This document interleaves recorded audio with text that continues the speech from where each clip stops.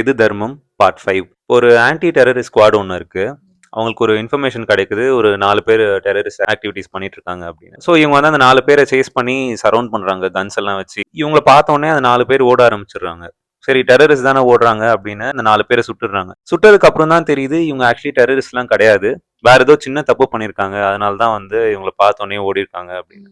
ஓ சுட்டுட்டாங்க, செத்துட்டாங்க அவங்க அந்த 4 பேர். ஸோ இப்போ இவங்களுக்கு வந்து 2 ஆப்ஷன் இருக்கு. ஒன்று, நான் வந்து தெரியாம இன்னசென்ட்டை சுட்டேன் அப்படின்னு உண்மையை ஒத்துக்கிட்டாங்கன்னா நாளைக்கு வந்து அந்த ஸ்குவாட் மேல ஒரு பெரிய பிரச்சனையே வரும், அந்த ஸ்குவாடை க்ளோஸ் பண்ற அளவுக்கு போயிடும். பட் இல்ல, ரெண்டாவது வந்து நான் சுட்டது வந்து டெரரிஸ்ட் தான் அப்படின்னு பொய் சொல்லி பப்ளிக்கா அவங்க சொல்லிட்டாங்கன்னா இந்த ஸ்குவாடு தப்பிச்சிரும். பட் ஆனா அந்த 4 பேரோட ஃபேமிலியே வந்து பாதிக்கப்படும் ரொம்ப.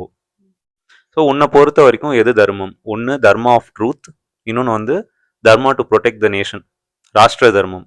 என்னை பொறுத்த வரைக்கும் ராஷ்ட்ரிய தர்மம் சொல்லுவேன். கண்ட்ரிக்காக தான் நான் சப்போர்ட் பண்ணுவேன். ஏன்னா அந்த 4 பேர் ஃபேமிலி சஃபர் ஆகும்னு பார்த்துட்டு நான் நாளைக்கு ஹோல் கண்ட்ரியை சஃபர் பண்ண விட முடியாது.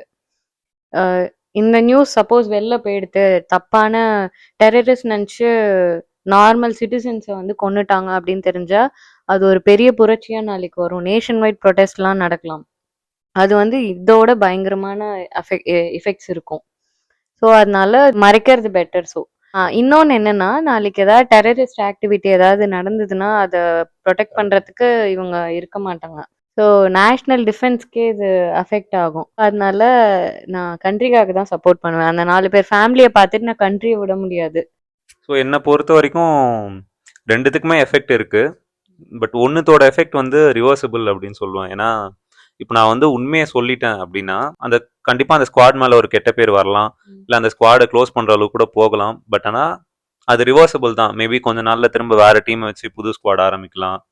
பட் உண்மையை மறைச்சு இல்லை நான் சுட்டது டெரரிஸ்ட் தான் அப்படின்னு அவங்க போய் சொன்னாங்கன்னா அதோட எஃபெக்ட் வந்து இர்ரிவர்சிபிள். மீனிங் இப்போ அந்த ஃபேமிலியே வந்து ட்ரைட்டர் மாதிரி தான் பார்ப்பாங்க. அந்த அந்த 4 பேரோட ஃபேமிலி மட்டும் இல்லை, அவங்களோட ஃபியூச்சர் ஜென்ரேஷன்ஸே வந்து அஃபெக்ட் ஆகும் ரொம்ப.